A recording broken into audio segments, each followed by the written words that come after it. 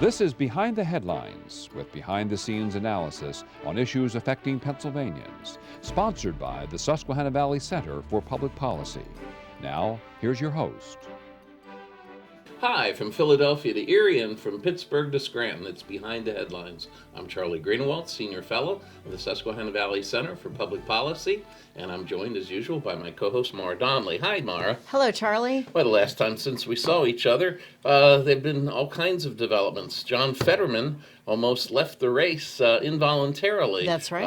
What have you heard about his health? Oh, rumors are flying, as usual in Pennsylvania, politically. But he's not well, and I hear he's not going to be back on the campaign trail until sometime in July. So I think that's going to be an interesting race to watch to see if he can. I'm sure the Republicans are going to try to put lots of question marks in voters' minds about, Well, they'd be crazy not to. Yeah, I think so. If they're being thrown, softballed an issue here, so it's going to be an issue for sure. As we examine Yes. these upcoming elections, we have one of the best persons in Pennsylvania with us to help us interpret these events and help our viewers. Today with us we have Charles McElwee. Charles, welcome to the program. Thanks for having me on. You are the editor of RealClear Pennsylvania. And before you worked with the City Journal in New York City, one of the premier political and social publications in the world. And before that, you've worked with Charlie Giroux, and you've worked with the Commonwealth Foundation, and a number of very good building blocks for any career. Could you tell us a little bit about RealClear Pennsylvania, what you've been doing there, and what you're going to be doing? Thanks, Charlie. Yeah, RealClear Pennsylvania formally launched this spring. It was 2 years in the making. We built a statewide media program, and basically RealClear Pennsylvania mirrors RealClear Politics and its daily curation of news and commentary across this political spectrum in Pennsylvania. So we're looking at overlooked trends, we're looking at underreported stories, and we're looking for balance. Pieces from the conservative side and from the liberal side that are grounded in reason and sensibility, similar to what you see at the RealClear Politics homepage every morning. So we took that model, applied it to the state level, and we've built this robust program where we're commissioning writers that are talking about various public policy issues in the state, and you can find many of those pieces republished in newspapers across Pennsylvania. Well, and let's get right to it then. Exactly. I don't even know where to start, but let's start with, we were talking about Fetterman versus Oz. So why don't we talk a little bit about what you're seeing, what you're hearing, what's going to happen. We know Oz has won the race. That was just decided. Right. So that's clear, at least, as we speak today. But tell us what you think. So the Dr. Oz win, in hindsight, probably not surprising when you look at the political map of Pennsylvania. I mean, it was a ruthless fight between McCormick and Oz, and if anything, the attacks on each other worked. They both deployed just unthinkable amounts of money attacking each other. And if you look at the map of Pennsylvania, Oz performed best in the working class regions that in recent political cycles had shifted from Democrats to Republicans. So places like Cambria County, which was once a Democratic stronghold, or Luzerne County, which during the Trump era has become Republican, and I think in the next few years we'll see it become a Republican majority county. Oz won those counties in part because of Trump's endorsement, but also because I think a candidate like Dave McCormick, who was head of the world's largest hedge fund, and Oz attacked him for the issue of China, it's his company's ties to former company's ties to China, and the issue of offshoring, that resonates in places that were hit hard these past 20 to 30 years by offshoring and manufacturing decline. So that played a role in what would be Oz's, he barely pulled it off, but he did it. Does Oz owe his election then to former President Trump? In part, yes. The endorsement worked, and there was a part of Trump's rally in Western Pennsylvania a few weeks before the primary that I think was overlooked, and it was that there he was before the crowd, and he went on this just extended monologue criticizing George W. Bush. And I think what's lost in Pennsylvania politics, I mean, we're home to the Bush to Kerry to Obama to Trump voter. I mean, that political shift. And to criticize Bush to an Oz rally crowd, I think that works, and that plays a part. And these are voters who were not necessarily with the Republican Party before Trump's ascendance. Now they are. I think you've said in the past that the voters seem to have little patience for the change and difference and talking their language, and it sounds like that's, I mean, who would have thunk, really, Absolutely. that attacking George Bush would be an effective way to get at voters? To get out Republicans in the primary. Exactly. But that's the way, it's a strange formula, completely unforeseen, 20 years ago, but that's what's happening now. You have this profound sense of disillusionment among voters in Pennsylvania on both political sides. And the reality is that it's because Pennsylvania is struggling. I mean, there's a recent F&M poll out that shows that economic issues are a top concern for Pennsylvanians. They're living in communities that are dealing with serious quality of life issues. You have an economic development model that has replaced manufacturing, that would be warehousing, that has just transformed Pennsylvania's economic landscape. There's a lot at play at the hyperlocal level, and among those issues would be public safety too. So yes, I mean, both political sides are disillusioned, and that creates an opening for outsiders, whether it's Oz or John Fetterman. Yeah. Well, you just published a sterling article in City Journal, Charlie, and in there you talk about, in 2016, Trump's victory for the presidency and winning Pennsylvania, and Bernie Sanders making great advances as well. And you have a theory about what this portends, what this means in Pennsylvania. Could you share it with our viewers, please? Sure. So Fetterman's following Bernie Sanders' 2016 playbook in Pennsylvania. So Hillary, of course, won the primary that spring in 16, but Sanders swept the rural working class counties that handily went for Trump, and of course fueled his victory in Pennsylvania in 2016. And what Fetterman is doing, and what he has done, he went into those rural counties, places like McKean County or Adams, and he talked to voters. His formula is he's not out to criticize a Trump voter. He's trying to win them over to help him with the voting margins, because of course that's the battle here, a battle of voting margins. And it's telling that Fetterman's first TV ad for the campaign post-primary is going to be aired on Fox News. So that's what he's going for. Will it work? It certainly remains to be seen, because the Democratic Party, and especially progressivism, is so deeply unpopular. And although Fetterman has denied he's a progressive, he's undoubtedly an activist. And activism in this climate, I don't think, is going to necessarily work in November. It seems like the Democratic Party is relatively quiet right now about Fetterman's health. Are you hearing anything? Are they just waiting? Is it the waiting game? I mean, there are questions of transparency Yeah. about what happened. he's getting blasted for on transparency nationally. Nationally, Yeah. including center-left outlets are also criticizing him. So there's that rare bipartisan consensus, right? And the Well, that's not consensus good. is that Yeah. what's going on with John Fetterman. Now, Fetterman has admitted that he was reckless with his health. He went 5 years without seeing a doctor. Or taking his meds. Total recklessness. It's not good. It's not good. Yeah. And of course, we wish him well, and he is going through this period of recovery, but he is going to have to be transparent about what he's confronting. Yeah. Yeah, I have to say, Lieutenant Governor, if you're watching, Governor Fetterman, I have AFib too. You got to take your medicine twice a day, and you don't want to miss it. Oh my, you're looking at lots of problems. Well, Charlie, as he tries to tone down his progressivism in the mid-state and in the northern tier, how does he deal with the fact that earlier on he put out on his balcony the flag for marijuana and I guess the gay flag as well, promoting that? How does he put these issues together with trying to say that he's not as progressive as you think he is?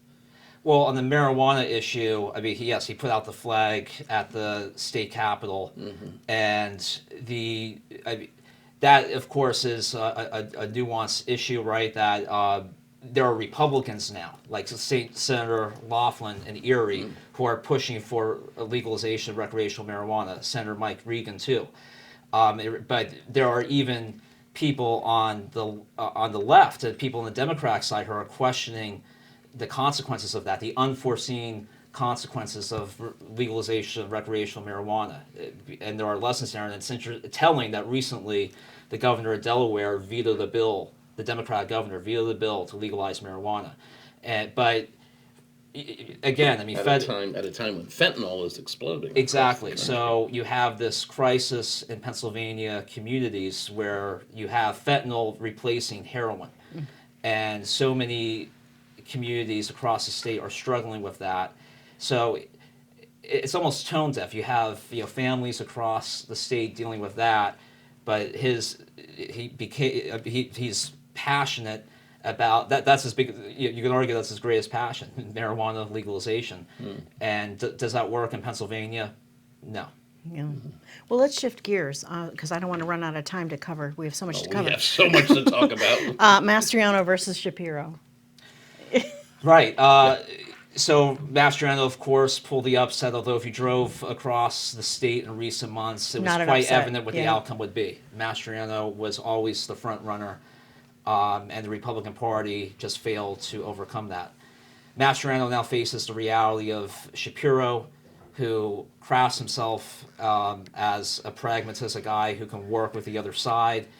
The question will this be a repeat of 2018, where Scott Wagner lost to Wolf, and you have voters in Pennsylvania who are asking themselves who would be better at governing, and could that lead to the outcome like in the Harrisburg area, where you have countless untold numbers of state workers voting in these elections, and Republicans too, who can make the decision to vote for Shapiro because they feel safer with Shapiro than Mastriano, and it could lead to a place like Cumberland County, similar to 18, going Democrat in a gubernatorial race. And so again, this is beyond Greater Philadelphia.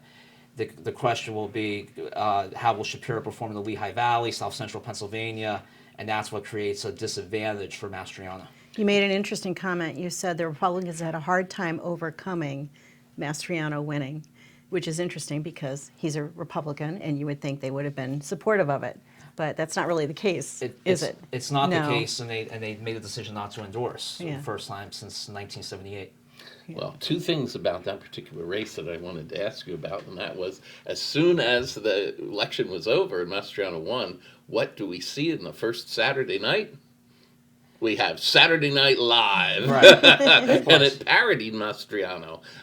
So all of a sudden, Pennsylvania politics and the governor's race is catapulted onto the national spotlight. What does that mean, if anything? Because you've had some experience in the New York area, and what about Shapiro running these ads, Charlie, during the primary that promoted Mastriano because he believed, and his campaign believed, he'd be the easiest Republican candidate to beat. And the so Republicans, they promoted him. Republicans believe that as well, probably.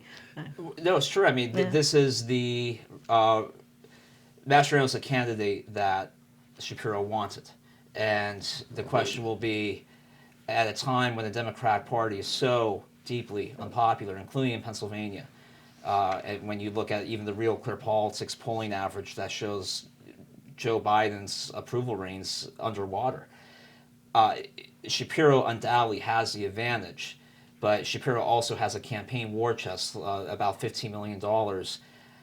He's going to have to deploy that money because the grassroots enthusiasm for Mastriano is far more acute than we realize. And for every Shapiro voter in Dauphin County or Chester County, there are untold numbers of Mastriano voters who can't wait for November and are hoping for that feeling of exhilaration that they had in 2016.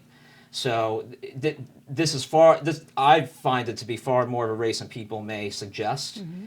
But when you consider Mastriano, that he's an opposition researcher's delight, and a lot will come out. Shapiro definitely has the upper hand on this one. This is in 2016. I mean, Shapiro is definitely the front runner. Yeah.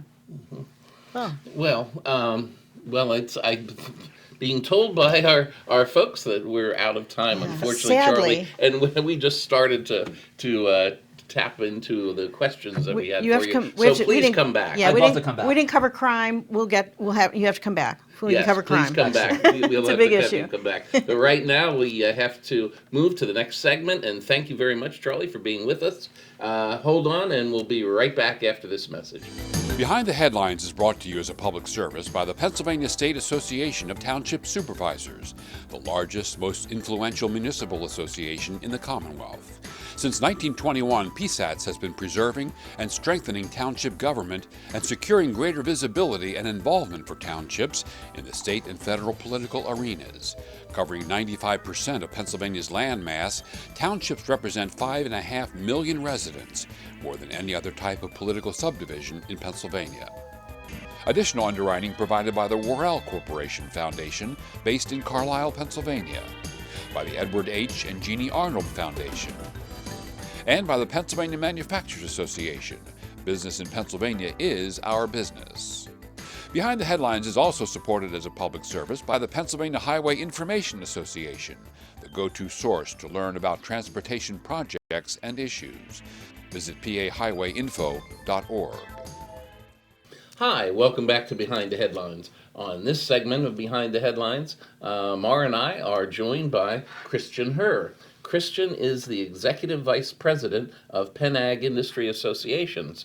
Could you tell us a little bit about your organization, its origins, and what its mission is? Sure. We date back over 140 years. We were a group that represented the feed millers and the flour millers in Pennsylvania with the issues related to government. Taxation, transportation, not much has changed in 140 years. We've evolved into a organization of about 500 members that represents the agribusiness community here in Pennsylvania. About 100% of the hogs and chickens, all the feed mills, we have a seed council, we represent the aquaculture industry, the inputs related to lime and fertilizer, and we also have an equine council recognizing the size of the equine industry here in Pennsylvania. So broad agribusiness association in Harrisburg. You're based in Harrisburg. We're based in Harrisburg. Most of our members are from the agriculture belt here in Pennsylvania, Lancaster, Lebanon, Dauphin, Berks County, but we have members throughout Pennsylvania. They're having a few challenges right now. Your members are. We are, Yeah. as we represent arguably the largest segment of agriculture in Pennsylvania now, the poultry industry. We've been beset by what has become the largest animal health outbreak in American history with this round of avian influenza. It's affected 36 states so far, including Pennsylvania. Just today, around Easter time, we got hit with our first case. We've had 17 farms and almost 4.5 million birds that have succumbed to depopulation to address the issue here in Pennsylvania. Are we getting it under control? Are we getting there? We feel comfortable. Have had biweekly calls, upwards of 200 folks from the industry in Pennsylvania talk each Tuesday and Friday about this. With the warmer weather, that has decreased the virus load coming from wild birds, which is where this has come from. We feel better about it, but we have right now around 250 people from USDA, our Pennsylvania Department of Agriculture, Emergency Services working on this issue here in Pennsylvania. We haven't had a case for about a week now, and the trend is towards having this under control, hopefully in the very near future. Well, Chris, could you please share with our viewers a little bit, what is this avian flu? Where did it come from originally? Now, you said that it's perhaps from wild birds. How has the wild birds, how they transmitted this to domestic stocks on farms? And is it one strain of flu, or are there different flus for ducks and turkeys and Are there chickens. variants? Yeah. See, There are we're now variants, experts on. Yeah, America and the world knows more about viruses today probably than we did, just a few years ago, Exactly. in understanding, the virulent nature of these viruses. It really comes from, as in many diseases, either Asia or South America. We are in. There's a number of different flyways. So when birds migrate this springtime of the year from either South America or different parts of the world, they come up through the Eastern Flyway, the Midwestern Flyway. There's a Western Flyway, and a couple in between. But they, bring it from those more temperate areas, and it's a virus that does mutate from time to time. We were hit, or the Midwest was hit significantly in 2015. Over 50 million birds were put down in that particular case. But yeah, it's like the virus, the coronavirus, in many ways, and it affects all species of bird. The first detection here in Pennsylvania happened to be with American bald eagle. So that was a wild bird, and many of the cases have involved detections in wild birds, and really getting the general public to recognize if there's a bird that comes in their neighborhood, please give us a call at there's a Game Commission line, and also a line at the Department of Agriculture to let us know, so we can really track it. How often do we have major outbreaks like this? Again, 2015, it Was the seems last like one? every 5 or 6 years. Okay. We really had our first case in the early 80s, 1982, 83, where we lost over 40 million birds, in Pennsylvania. Our industry's grown significantly since then. And a lot of things have happened since then, things like biosecurity.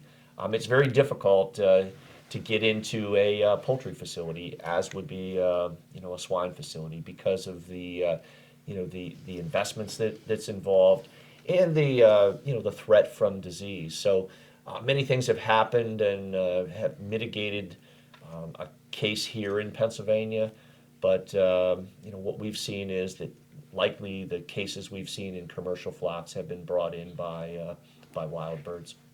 Well, because of the efforts of your organization, the Department of Agriculture, is it safe for our viewers to assume that the poultry supply then is safe to eat? Oh, absolutely. That would be the first. I should have led with that. Avian influenza, while it is terminal for a bird, it has no effect on humans. The properly cooked eggs and poultry products, as any time, would be of no threat to the consuming public. This loss, significant loss of poultry, has got to be pretty devastating to some the poultry industry in general. What sort of support is available to them? Can they recover financially? It's got to be horrible what they're going through, because some of them have wiped out their entire flock. And it's had a domino effect. So there's been 17 flocks affected, but because of quarantine zones, many farmers within those quarantine zones can't repopulate after they move their birds to a Bell and Evans or a Tyson. Their barns have to remain empty. We are fortunate. Governor Wolf and Secretary Redding at the Department of Agriculture have stepped up with a fairly significant package that will likely be part of our budget negotiations coming forward. Tremendous support from all 4 caucuses in the legislature to recognize that. And I suspect it will be unprecedented from a state perspective. No other state has stepped up to recognize that. Again, we have a very significant poultry flock in Pennsylvania, and it's also very diverse, where there would be mostly broiler birds in places like Georgia and Delmarva, places like that. We have a significant number of laying chickens. We have a big duck flock in Pennsylvania, and then significant broilers also, along with a live bird market, which makes us a very, very vulnerable state, but have to give the industry, our Department of Agriculture, our partners at USDA, and we're really fortunate to have 3 world-class laboratories, one at New Bolton Center, which is the University of Pennsylvania Vet School, one at Penn State, and the one at our Department of Agriculture, have have really done a phenomenal job with surveillance testing, so we can hit these flocks early if we detect any kind of virus, and move them out before a virus load gets so significant that it affects neighboring birds. Well, Chris, what happens to all these euthanized chickens? If we're in the millions of chickens that are being euthanized, are they buried? Are they burned? Are they put in chemicals? What happens to them? That's a a question deep we all question. want to get into. No, there's been significant amounts of research done at places like Penn State, our College of Agriculture, which is so important. Most of these birds are composted in a very short period of time. You can keep them within the building. There's been a tremendous effort to bring carbon sources. Every truck that hauls mulch, you may notice that getting mulch lately is a little more difficult because Yes, it is. literally hundreds and hundreds of truckloads have gone into these composting of birds. So it's very effective. It keeps the from spreading the virus, and in a very short period of time, you can go from a high viral load, dead bird, to a very usable and safe compost that can go on our farm fields. So tell me about the eggs. Are we going to have an egg shortage? Or is egg prices are already going up? Is it related to this? Egg prices did go up, Yeah. and there was Everything's gone up. everything has gone up. Yeah. Eggs are still a tremendous value from a protein perspective, but egg prices have gone up. We've lost about 15% of our flock in Pennsylvania, and it's not like you can just flip a switch and fill up. We've lost about 3 million laying hens in Pennsylvania. Agriculture is a very scheduled business nowadays. So those chicks that 17 weeks later would become laying hens, just filling up that pipeline is a real challenge. So the prices of eggs have come back down, but there will be some effect on this. Yeah. But you bring good news for our viewers in that this is under control Yeah. here in Pennsylvania and the other states. Yes. What's the news just as good? Yeah, the from trends, there or again, not? this morning spent some time on looking at those epidemiological numbers. That trend is continuing to flatten and go down. We're very optimistic that we can, because of the resources we've had, because of our great laboratories and the great work that our Department of Agriculture, USDA, and the industry, we've been able to get ahead of this. And it's still a major loss, but considering what our industry is and how big it is, it's just a small percentage of that. Well, and we've just had a small percentage, we've just covered a small percentage of the problem. You need to come back and we need to talk about this some more and more. And I have lots of other questions that we look forward to chatting with you about and chatting with all of you. We'll see you again next week when you tune in for another episode of Behind the Headlines. We'll see you then.